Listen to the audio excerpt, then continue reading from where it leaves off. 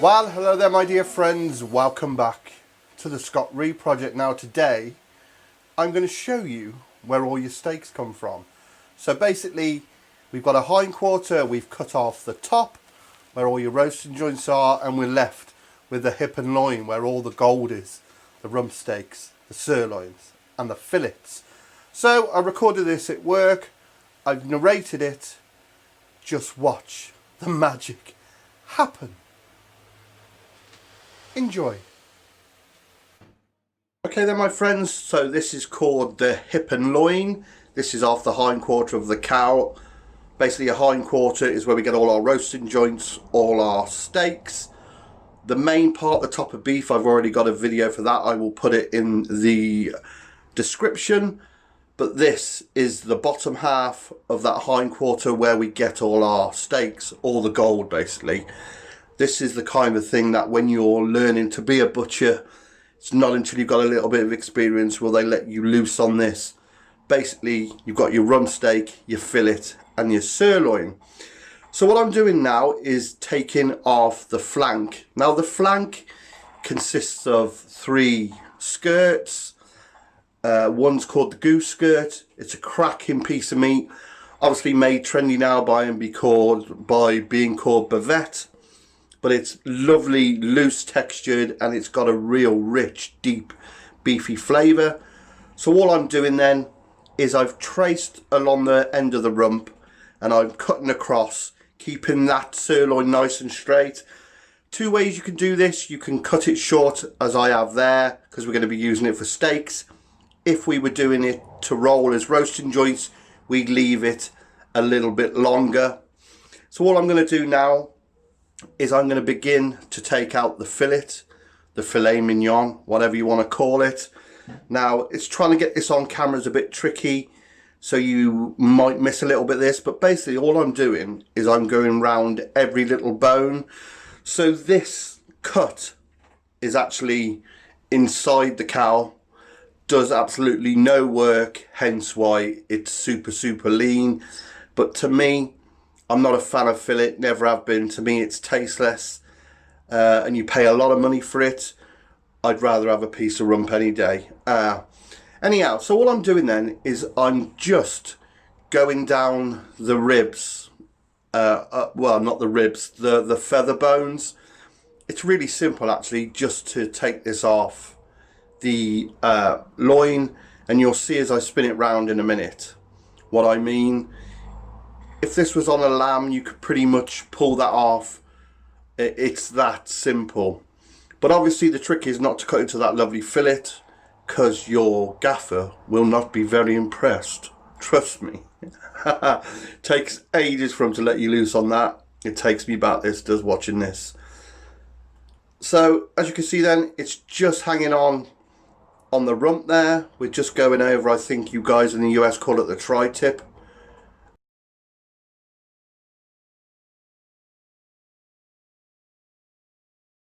So that's the fillet gone. Next we need to separate the loin or the sirloin from the rump. Now what we need to do with the point of the knife, we need to find out where the rump ends, just there. And it's all about cutting straight. We want straight lines here. So once you've found where the rump ends by using the tip of your knife, come up through it and then go down, and you will see in a moment what I mean. Now you can, if you want to, saw through that, but I'm a bit old school, so I always go through the vertebrae. Always can be a bit tricky, just loosening it off. And then what I'll do is I will spin it round over the edge of the block, and using gravity just allow that rump to basically just pull away from the other bone. So just loosen it as much as I can, and it's just hanging on now by a single bone in there. So over the end of the block, you can give it a shove with your arm, give it a helping hand, and once it's disconnected from that bone, you can just finish off the cut. As you can see there, such a simple way. I mean, this is a really old school technique.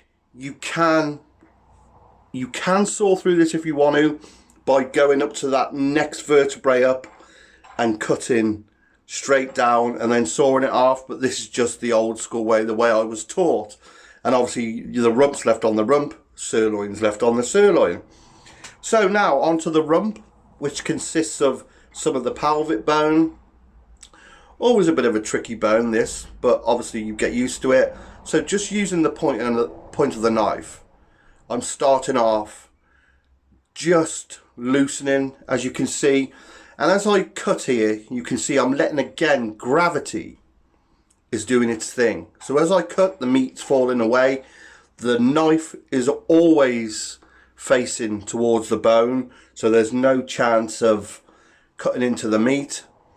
And then just gently working our way down, loosen it off the bone, and you'll see if you've done a good job real close when you take the bone off in a minute, and it's nice and clean.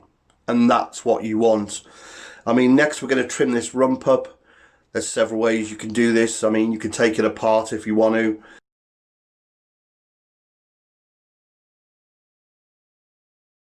So all I'm going to do is trim off the fat and trim off any extra meat I don't want.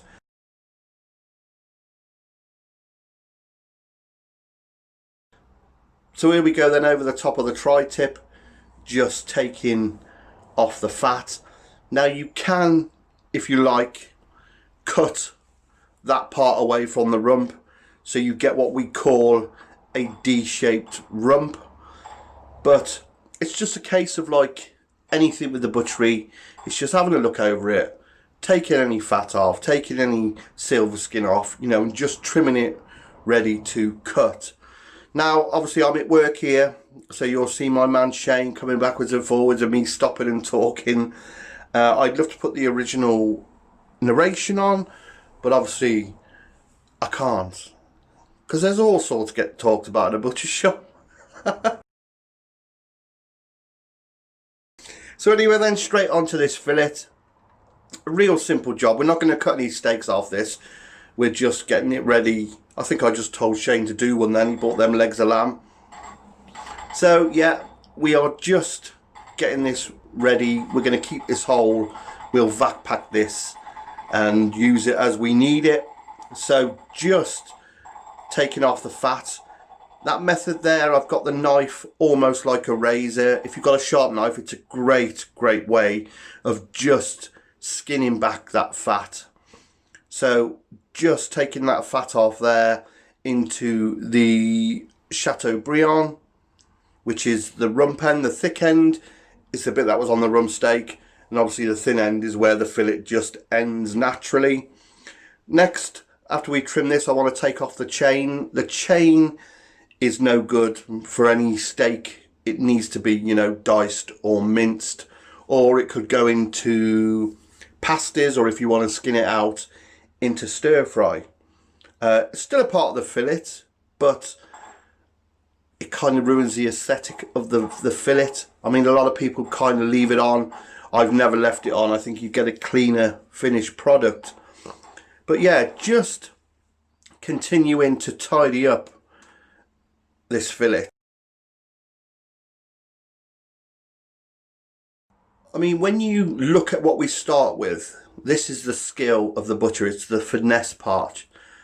It's getting everything looking absolutely tip top. And when I've trained people or when I'm working with people, I'm quite a stickler for everything has to be perfect. Everything has to look good. But basically, there's our fillet. We'll leave that as it is now, because we're going to vac pack that. We can use it another day, so we can always just take it that little bit further. It stays fresher. So next we're on to the sirloin. We got these 3 bones here. I'm going to sheet bone out. Now you could cut those 3 bones off, obviously leave it on the bone. That's your wing rib, another very old-fashioned roasting joint. Used to be very popular. Obviously those ribs join the foreribs, as we know, rib of beef. So as it joins, the sirloin joins the ribs, basically you've got some serious gold. You know, that's a cracking piece of meat. But of course you will be paying extra because you've got the sirloin end. But all I'm doing is boning this out for sirloin steaks. Now here's a trick I got taught by my mentor Sid Nutt years ago. Instead of trying to manhandle through this joint or try and bone it out with those bones in the way, I get my chopper in. I'll get Shane to give me a hand holding this here.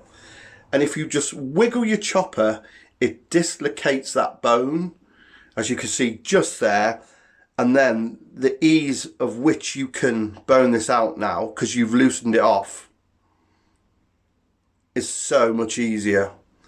Instead of trying to cut through the bone, you know, and manhandle the knife around the bones, just loosen it and you'll see all the hard work's been done. That will pretty much just fold out the way now. Perfect. So all those bones will be trimmed for mince, burgers, sausages, and obviously the bones go for your woofer.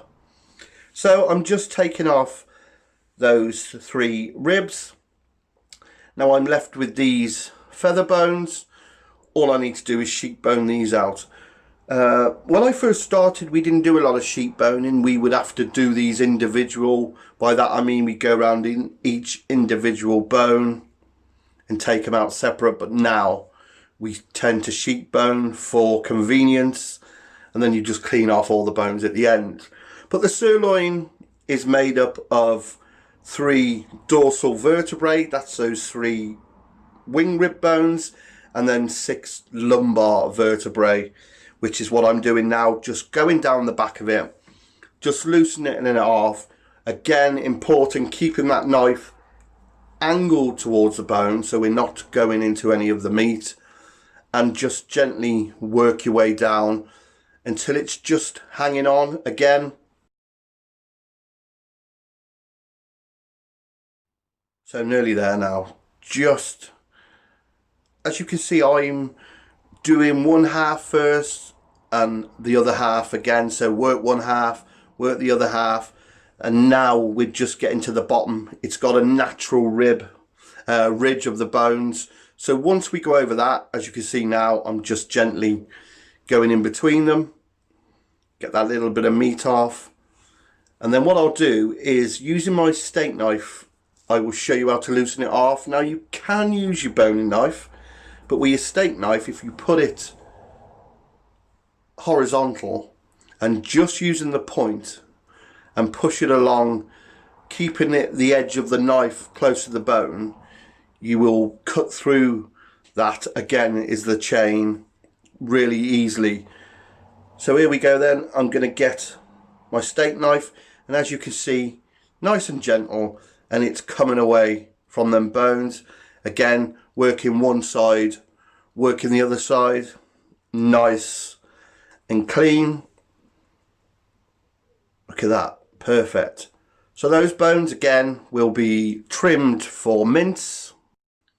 But now we are going to work on, obviously, the sirloin. I think you guys in the US call it the New York strip. As we look at it now, the left hand side would be your porterhouse going into your T-bones, and then your New York strip. All I'm doing again is taking that chain off. Some butchers will leave that on, but it's just a gristly bit of meat, so you can actually lay that flat and you can skin that as you would a fish fillet, I suppose, and some people roll it up, but us, it's in mince or burgers. You know, it's a good piece of meat, just a little bit too sinewy. So with anything then, we're just fettling. That's my thing. I can't stop fettling. Everything has to be perfect. I don't know if it's OCD, it's just the way I was taught by my mentor Sid Nutt when I was 17 or 18 and he was 70. I think one of the last generation of the classic traditional British butchers, which you don't see a lot of anymore. And in fact, you don't see a lot of people cutting off the bone anymore. So this is, you know, quite a rarity. Although where I help out here, we luckily still have it on the bone. Keeps your skills sharp. So yeah, just going over it. Just taking off any fat, any sinew. That bit I cut off into the mince. Now we're on to the flank the flank. Like I said earlier then, this is predominantly all for mince or burgers, but you have got those three skirts in there. Obviously, like I said, trendily called bavette. As we work our way through this, I will talk a bit more about it. But what I'm doing here, I'm just taking off the meat off the cod fat. Now this cod fat is what we use to fatten our joints. Basically bash it out, cut it thin, and put it on our roasting joints. A classic, typical British butchery manoeuvre, that is. When you go into your butchers, you see those lovely joints of beef with that creamy white fat. We put that on there, but the beauty is that fat comes from that part of the cow. So basically, it's a slash job here. I mean, when I was a kid, no one liked doing these because they could take so long. But this is one of them ones where you were training, they would give you one of these because they knew that you could do a lot of damage. You just went for it and you'd be there for hours and hours. But once you get the hang of it, you're away. So you start by just taking off this bit of meat on the outside, and then we're going to flip it over, remove those skirts or flank steak, whatever you want to call it, and then the rest will be trimmed out, ready for the mincer. So that's that done. We now turn it over. So looking at this then, I'm just going to nip that bit of fat off. Now there is a very, very thin membrane that covers these skirts. And another good tip I was taught as a young man is you can just get your nail under, and once you start it, it's the butcher's rag, his best friend. Not only do you use it to wipe your knives, your block, but it's a great way of getting purchase on something which you could never hold. I mean, if you've been working the beef for hours and hours, you know, your hands get greasy, you know, it's hard to get a grip on anything, and you'll be surprised how hard that is on there. I mean, I've been doing it a long time. It looks easy, but when you first start, you're like, oh, I'm never going to get this off here. And they'd be like, pull it, will you, pull it? So I'm just going to take off that top skirt. Now this one is the thin one.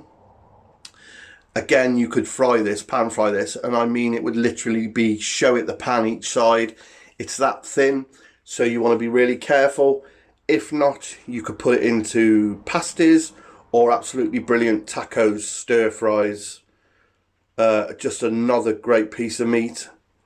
Again, years ago we would have put this in the mincer. You know, as times and trends change and different cuts become trendy, well, you know, we're always learning in this trade. Where I would years ago just put that straight in the mince. Now we trim it out. We sell it as bavette, flank steak, skirt steak. So again, I'm just going to get my rag under this, under here, and pull. Now what I'm going to be doing here is freeing up the goose skirt. Now this is the real popular one. This is the genuine, I suppose, bavette. It's a beautiful piece of meat, and I just love how simple it comes off. As you'll see in a minute, once I get that skin off, we'll just gently cut round it, and it almost falls off. That's what I love about this. It's very therapeutic. Now again, when I was a young man, I worked for a guy called Henry Deus, another just amazing butcher, and this is what he would have for his pies. He wouldn't use anything else. So, you know, he was starting off with an amazing product and obviously making an even better product. But just watch how this comes out so easy. And this is quite a decent thickness, this, so you could trim this up, square it off, and get a few good portions out of this.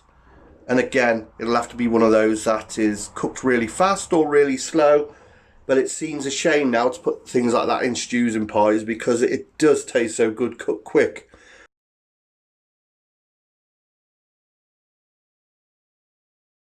But as you'll see, forever just tidying up. and that's my thing. I can't help it. I got issues. I got to get out more. So yeah, that's that skirt done. Now there's one more skirt in there. It's quite a big one, this one. Quite a thick one. Again, just starting off by shaving the fat off, I think it's better calling that, than skimming it off. And then underneath, through the natural seam, and just work my way along and take that off. Now what you're left with there is just 3 ribs and the rest of the flank. Now it's not very thick, so what we do, we sheet those 3 ribs out, cut through in long strips, take off the excess fat, and that goes into the mince. Again, sausages, mince, burgers, and obviously if you want to leave a bit of extra fat in, you can. It all depends how lean you like your mince. We tend to have it about 80 or 90 to 10% fat. Obviously, if you wanted to make a cheaper mince, higher fat content, you just slice through that and put it in. Anywho, just finishing off these skirts now, these flank steaks, bavettes, whatever you want to call them. There's that thin flank. As you can see, it's really thin compared to the other. Really will do in minutes, but obviously better for tacos, whatever. Beautiful, tidying as we go. And then we are left just to fettle up one more time that goose skirt, and there you have 3 beautiful pieces of meat.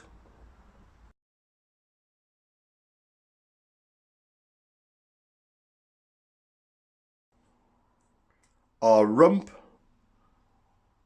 cracking, my favourite. Our tenderloin or filet mignon, and of course those wonderful sirloins. So that, my friends, is where your steak comes from. Okay, my friends, I hope you enjoyed that little tour around the steaks. Oh man, it brings back so many memories.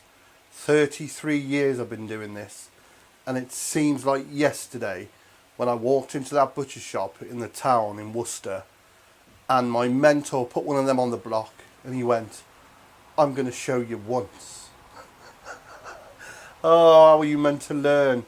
Anywho, if you like what you see here today, please click subscribe when my face comes up somewhere down here.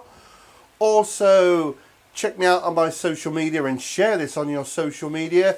You can find me on my Facebook, Twitter and Instagram at the Scott Reed Project.